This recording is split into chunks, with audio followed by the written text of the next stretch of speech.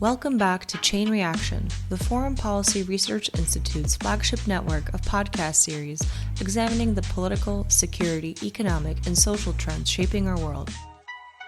Throughout the year, we'll be talking with experts about developments in Russia's war in Ukraine, the new European security order, defense and geopolitical issues in the Baltic states, as well as current and future national security challenges and opportunities in the technology and space sectors.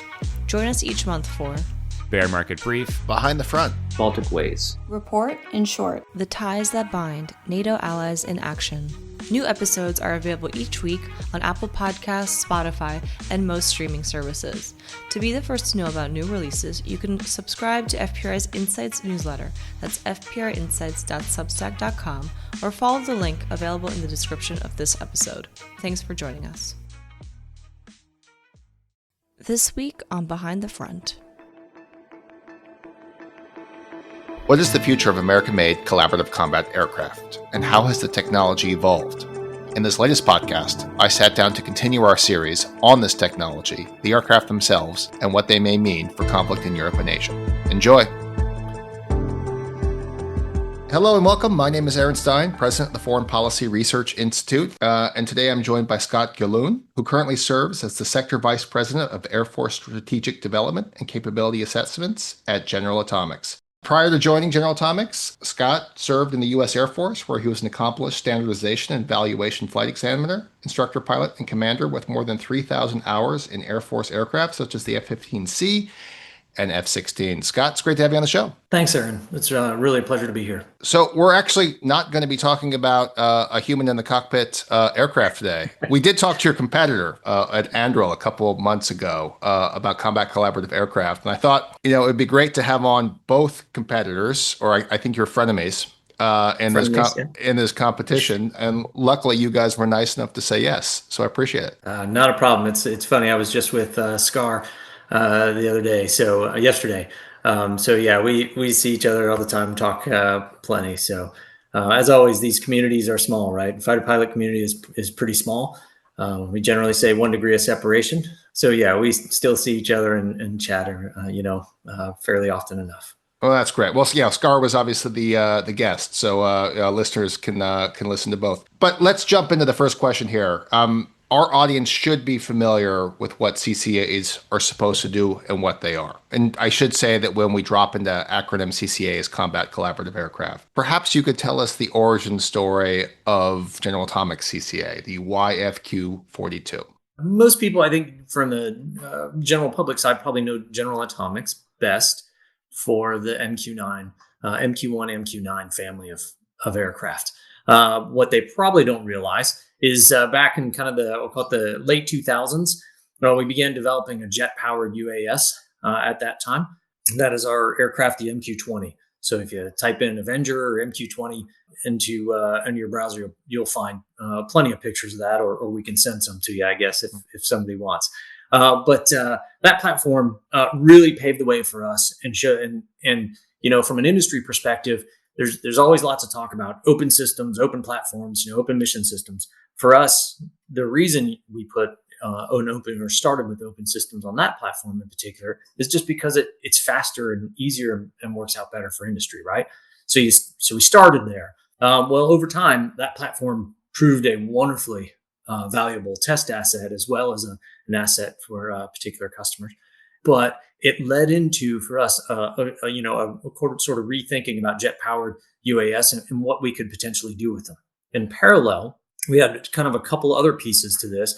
We had an extremely talented and gifted set of aeronautical design folks, and led by Dr. Robert Love. And he had this idea. He said, "Hey, what if we could build an aircraft around a common core? Like, what would that really look like?"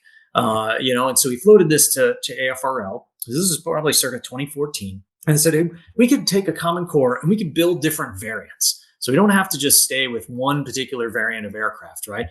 We could have, multiple different variants. So one that's maybe air to air, one that's air to ground, because each of them you're going to have trades, but you kind of want some sort of core so that you're not having to retool a line, retool manufacturing, but also so that you can move faster."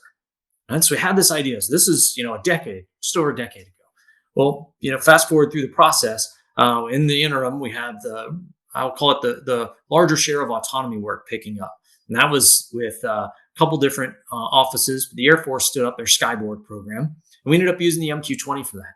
Why that's important? There was another program under the Chief Digital AI Office at the time called the Joint Artificial Intelligence Center. Well, they were starting one called Smart Sensor. All these programs were coalescing around a software stack that would allow us to host in an open framework the autonomy for these platforms. So you got the platform developing, right? And then you got the software developing. So you have both of them beginning to move very, very much, I'll call it in parallel.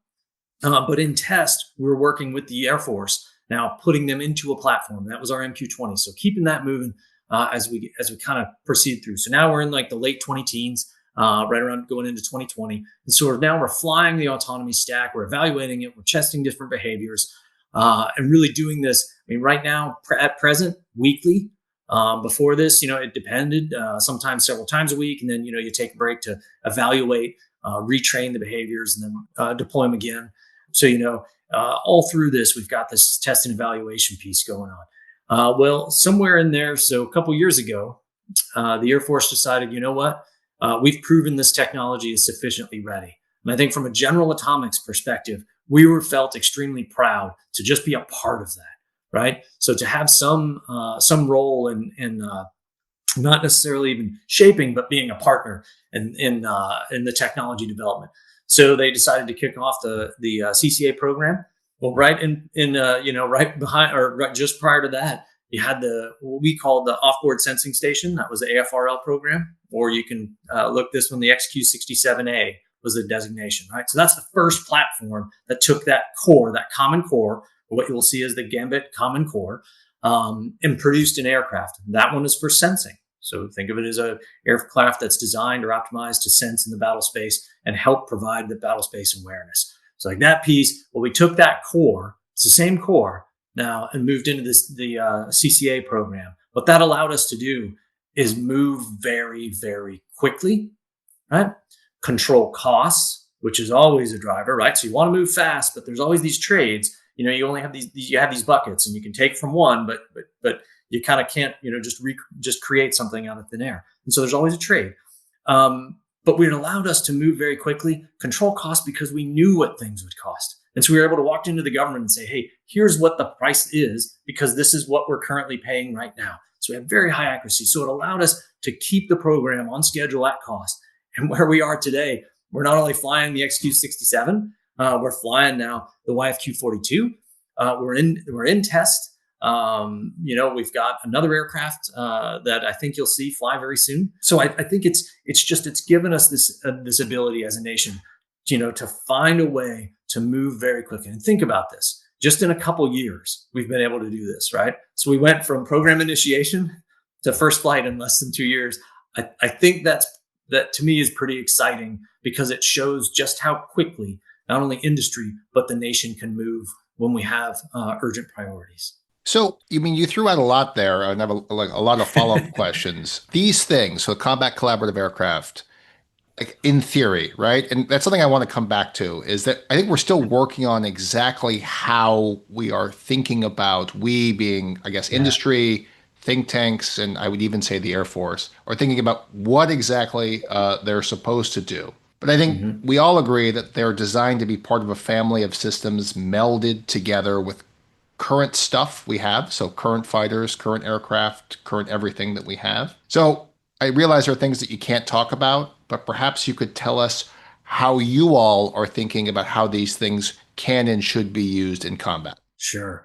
Well, the first, I think, with the XQ-67, you see kind of one version, right? Which is, hey, what would something look like if we were going to optimize a sensor to fly in formation to work with various aircraft? What would that look like, right? And how could we use that core to then build something that's air to air? And so you can see in our variants, at least the first two that are out there, we've got one that's designed for air to air. We've got one that's designed for sensing, right? So you can do many other missions with this. Air to ground certainly is no different. You just kind of keep picking these, and you can optimize what we'll call the chassis. So you've got your common core and your chassis, right? And so we've got we've got kind of this way of building things that's modular, that allows people to experiment and with the different missions. Well, that's no different really with the payloads. And why the payloads are important, because it gets to your question about kind of the interoperability. And so what comes up many times is people ask, well, if it's optimized for the Pacific, well, what does that mean when we move that over to Europe, right? Or we look at some other place in the world. And so the way we approach this, is what I'll say is, in general, let's just break it down into kind of the hardware, the software, and then the tactics, right? So they'll kind of lead into each other. And so from a software perspective, think about it. The way that this aircraft is sort of optimized to not only move quickly, but to control costs is think of it more in terms of software-defined apertures, software-defined everything. And so if somebody says, hey, well, we want to talk on this particular frequency or this method of communication, we want to use this aperture, it's not a problem. It's meant to be modular so that you can optimize it. So if somebody says, hey, we're going to use a Link 16 to communicate, or we're going to use some other waveform, that's okay. The NATO standard is Link 16, so we'll just kind of settle on that for a minute. When you start to bring all of these pieces together, I'll focus on Europe because it's it's got its own unique advantages. In Europe, I have a large terrestrial communications network, right? I've got overhead assets, I've got towers, you've got so much infrastructure. What that really affords you is the ability to say, hey, I don't have to necessarily modify the aircraft I have. Sure, I have to do some software work. It's kind of like anything, right? And if I want to talk to or communicate with something, I got to kind of figure out a way. But that's at a level that's manageable. Link 16, for example, you don't need to change Link 16. What we can do is if you said, hey, I want to communicate with a CCA on some other radio, okay, we'd use things like crossbanding, right? So you take it and you pick the radio you want. We do this with first responders all the time. Say, hey, well, those guys are on VHF and those other guys are on UHF. How do we manage this? And all we do is we use software to bridge them. And that's what I'm talking about is doing things maybe a little bit smarter, picking up some advantages we learned in the commercial spaces and other things that we've done, even domestically, but allowing people the flexibility to optimize kind of how they choose to employ the aircraft. So that kind of gets to the tactics. More about that in a second. But here we've got the software that allows you to I don't want to say plug and play because that's maybe a poor analogy because there's always a little work, but it is an entirely open platform in the sense that we're using the Air Force or the U.S. government's government reference architecture for all the mission systems, right? So that is complete through the aircraft. So we have that ability to add things as long as they conform to that architecture, or most people know open mission standards, right? Open mission systems, OMS standards. And so you've got that. So that's kind of your systems. It allows us to pick the pieces and parts that you can optimize with the aircraft you fly, right? So if you're, let's say, fighter aircraft, if your fighters have this sensor suite, then you can optimize the sensor suite on a CCA to complement that, right? So that you get a more robust battle space picture. Higher situational awareness makes everybody generally better. And when we get to the autonomy, it's very, very similar. It's designed to have an open framework. And so the questions that come up a lot are, well, who writes the autonomy and how do we do that? The beauty of autonomy is it's tailorable. If you have a particular set of tactics or a particular way of method of employment, the autonomy, the wonderful thing about it is it allows you to optimize the platform, the CCA, for how you employ or to explore new tactics, new ways of doing things, right? So it gives you that flexibility. Also has a government reference architecture and allows us to employ it in an open way. So if you've got a particular behavior, or we call it a skill, that comes from some smaller business or some other company, you can bring that in and integrate it very quickly. Normally, we can do that. For us, I'll just say, we do that, generally speaking, in a few days to a week. It's kind of our ability to bring in and incorporate different behaviors. So fairly rapid. And that's just in terms of, that's not pushing the envelope on how fast we can go. That's just a normal timeline for what we do every day. But I will highlight, though, that one of the important things that often does also come up when we talk autonomy is people say, well, well, I can use a simulator, right? We can do this. We can simulate. We can use physics-based models, and we can just simulate everything. We can train our autonomy, and we don't really need to fly these CCA. We kind of, we'll hold them in a container, the break glass in time of emergency, right? That type of mentality. And so when we look at it, I would take a slightly different view from that and say that you actually do need to fly the autonomy. And maybe it's not a perfect analogy, but I look at it very similar to why we fly airplanes or combat aircraft to begin with, right? The simulator is very valuable for repetition. Repetition helps me build the right habit patterns, but I still need to go out and experience an operational environment where things aren't perfect. Because when things aren't perfect, sometimes if we don't have the right training or we don't have the right habits, our game plan begins to break down. And so that's what we're talking about here, and what we see and why we fly so much from General Atomics perspective in our test aircraft. Is to evaluate the autonomy, to see, hey, was it when we take out an aircraft, the same way we would do it in the fighter business? Was it a valid game plan or an invalid assumption, or vice versa? And so you can't, it's almost impossible to test those fully without going into the real world and just, flying an aircraft. So to kind of bring it back around, how are they going to work together, and how does this all come together eventually for missions? At the end of the day, I firmly believe in open mission systems. That's the best thing that anyone can do when they come at this problem, is to ensure as an open environment as possible for adding hardware, software, and then autonomy on top of that.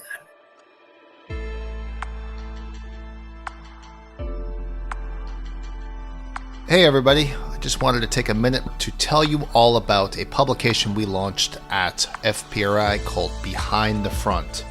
Behind the Front is where we at FPRI will analyze current and future national security challenges to the United States with a specific focus on the defense industrial base, fixing our broken military procurement system, and the challenges and opportunities in technology and from the emerging space sector. Check it out at behindthefront.substack.com. And now back to our conversation.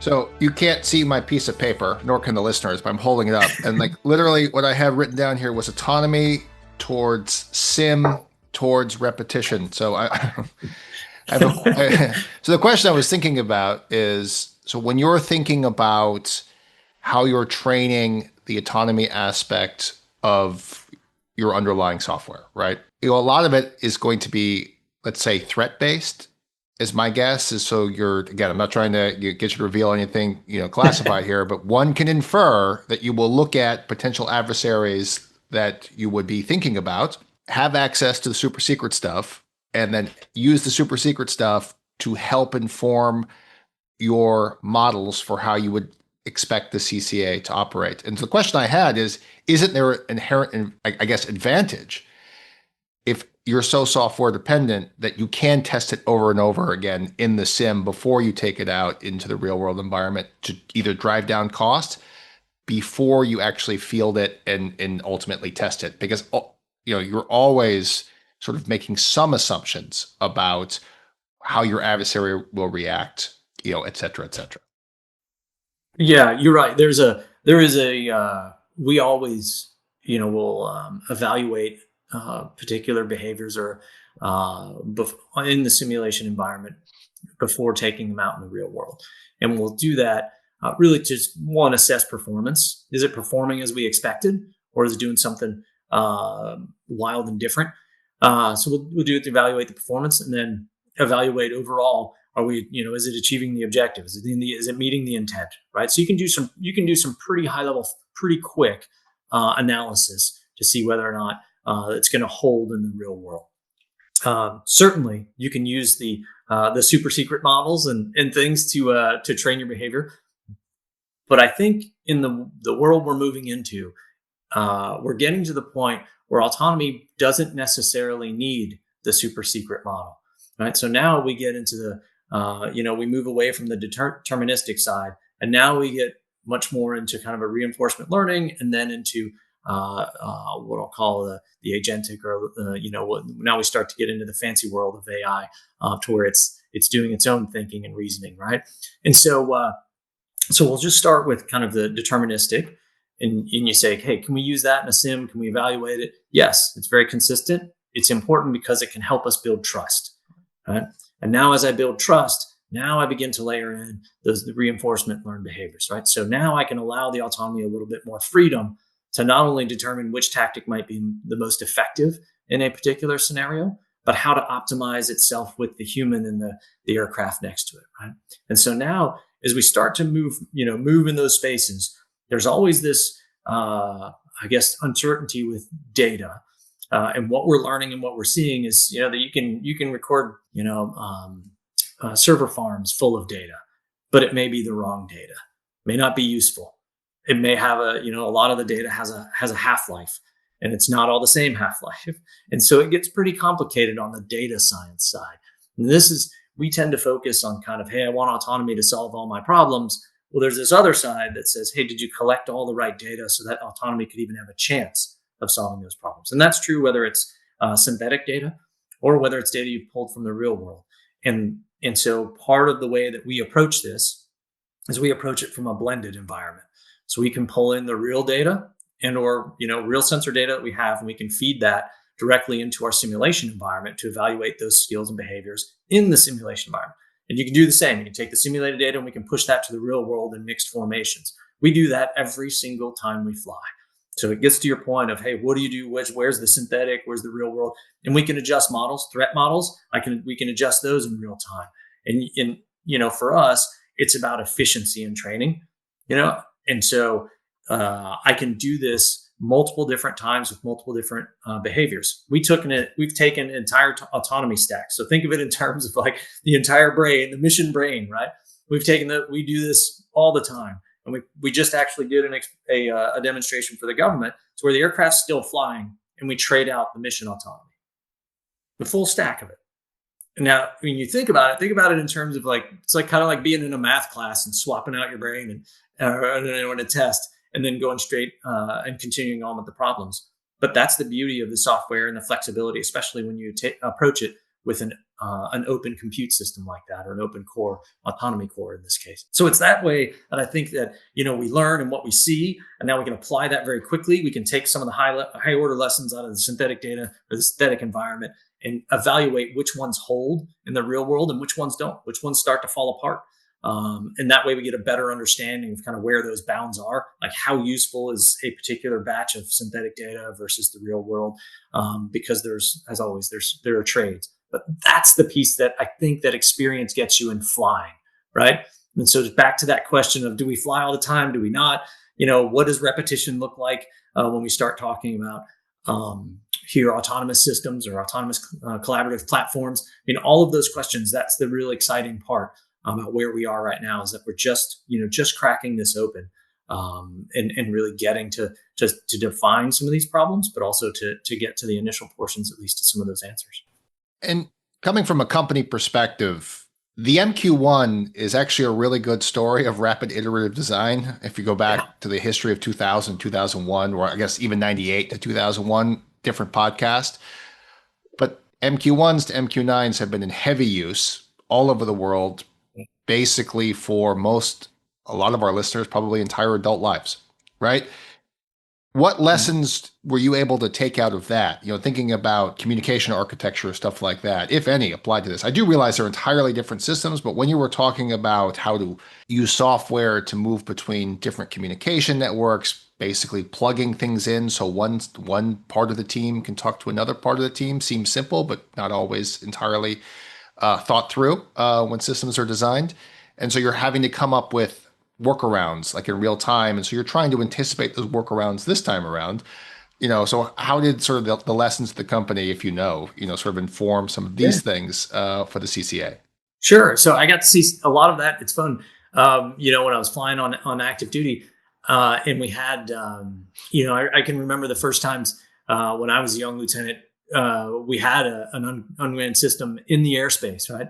And they set a bubble around it, and all anybody wanted to do was go take a look because they were so new and different at that time. And then over the successive years, we figured out how to make those part of the team, a team, whether that was close air support or whether it was some sort of other mission where we were attempting to locate, find, fix, track, targets, those sorts of things. That's still collaboration, and it is just immensely valuable. There's a tremendous amount of value in just having gone through that exercise, right? Because we know, hey, these are the networks. This was the limitation. Here were the pros and cons of different data networks and things.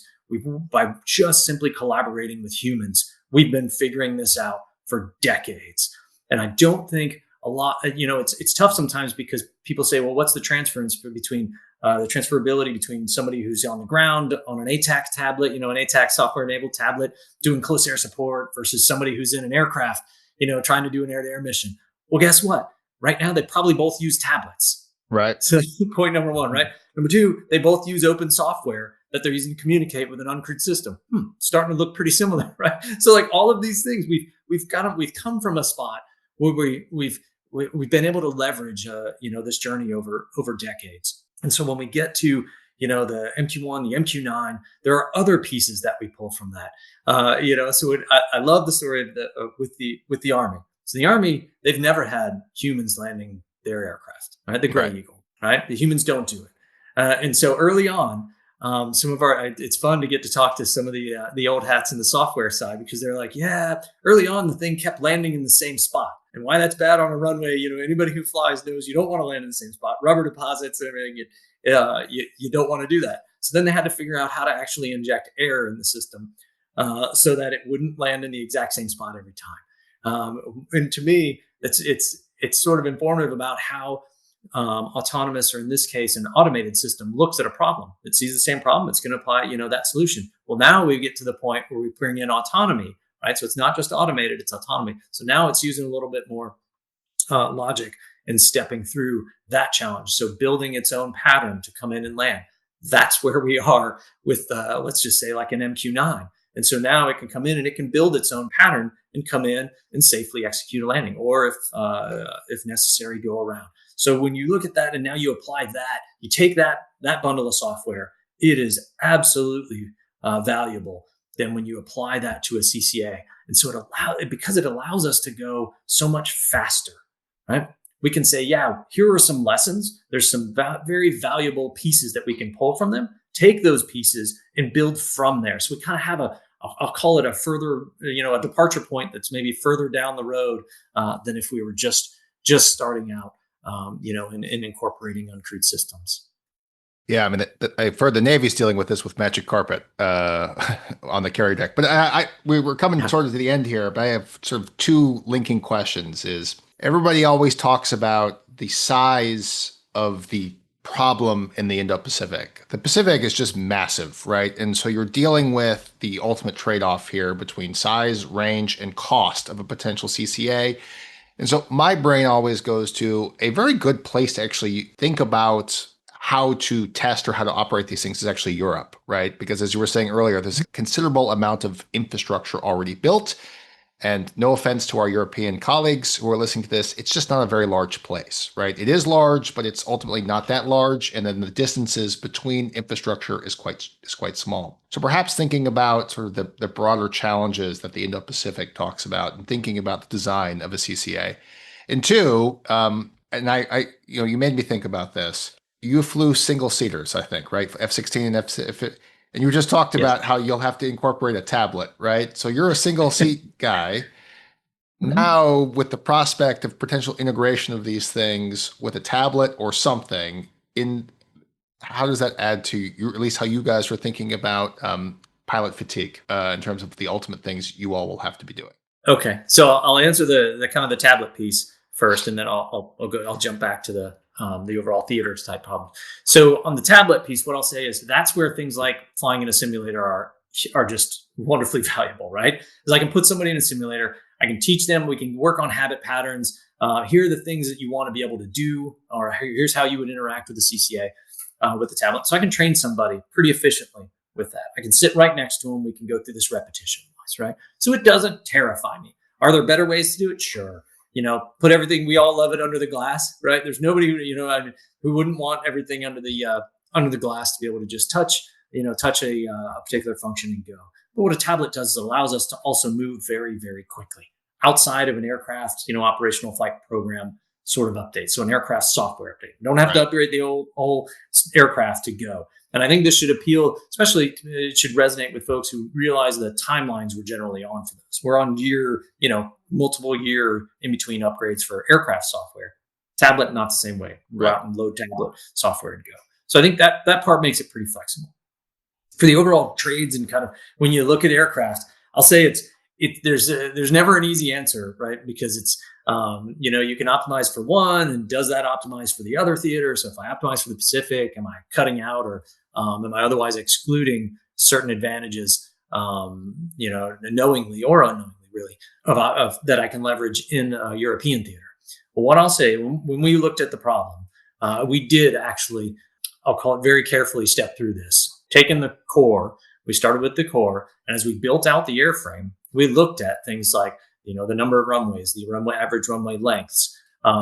We looked at and we did a lot of work analyzing how fast does it take to turn the aircraft. People don't think about that when you just build an airplane. People are like, no, you're just putting pieces and parts together. Do the ailerons work? Are the control surfaces sufficient? That type of stuff. You mean turn it on the ground, right? This is just lands and turns, right? Sorry for people. It's not turning it around. It's landing, refueling, rearming, and going. Go ahead. Yep. Yeah, refuel, rearm, and go. And that's kind of the important piece we get after from an Air Force perspective. ACE, right? ACE has been something in the European theater. So that's a Cold War, just I'll call it mainstay, right? Where the highway strips and sort of this agile combat employment methodology. We were just talking with some representatives from Sweden the other day because they're probably the best at it. At this overall kind of this agile employment model. And so we absolutely went through and looked at that. And we made sure that our times were at or less than any aircraft that is presently in the fleet. Because you certainly don't want to create a burden, right, when you bring something. So we had to make sure of that. We also had to make sure of things like you don't normally take into consideration ground support equipment. Right? These are the less sexy pieces of aircraft design. But they are so vital because you don't want to design out an advantage of operating from one location or another. And so we had to take in the ground support equipment piece of this. So there are all these other things that come into aircraft design that just normally we don't, they just don't normally pop into view when you're laying out an aircraft. But it was very, very useful and valuable to do that. The other piece of this, and I will say that it's, what CCA kind of give us the opportunity to do is think differently. And so when I look at it, I say, well, what if I had the range to say self-deploy from the United States to Europe, right? Well, that distance, when I go to the Pacific, that distance is probably something like the US to Hawaii. So it gets you moving, at least in the Pacific. The Pacific's pretty big. When I flip that around and I look at it differently, that's like going, from Alaska to Europe over the top of the globe, right? So or from, if I bounce off from Labrador over to Europe, these become very significant enablers because now I'm communicating to the adversary a very, very different picture. I'm here and I can support my allies no matter where I am, right? And so now the adversaries have to account for that. So how you bring that back into aircraft design, well, it was so important to us to be able to provide that type of capability to say, hey, you don't necessarily need to always have the asset right in theater every time. We can mix and match and flow these as you require, right? So it gives you another dimension to combat employment. So when you think ACE and we think agile combat employment, we don't normally think about agile as, hey, I could actually deploy these from the United States or from some other location around the globe. I'm just using the US as an example, but it could certainly apply from flying into Northern Europe, from Southern Europe, right? From somewhere down the other side of the Mediterranean. So it gives you these multiple axes that you can feed a fight that your adversary has to consider. They have to account for that.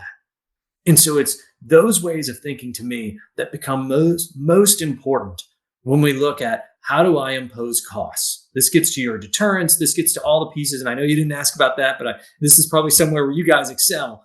It allows you to have those conversations simply as part of an aircraft conversation, right? So it enables the better part of what I'll call the ability to shape things left of conflict, and then should conflict break out, now it gives you the advantage in conflict or in combat, right? Because now we've already looked at how fast we can turn the aircraft, how quickly we can refuel, rearm, and get back in the air. And so all of those things kind of come to play here when we just when we talk about aircraft design. So incredibly more, I will say, more involved than probably that most folks would think of when you go to an air, when you talk about air vehicle design. But it was certainly the set of characteristics we looked at and we accounted for. Yeah, it always reminds me that the Earth is round, despite what some people on the internet say. So, I guess final question is that the first flight I have here is on August 27, 2025. If some people are curious to keep following this, what are the next milestones you guys are looking to hit? And then I'll let you get out of here. All right. Well, you'll see more aircraft for us. So you're going to see the next aircraft flying.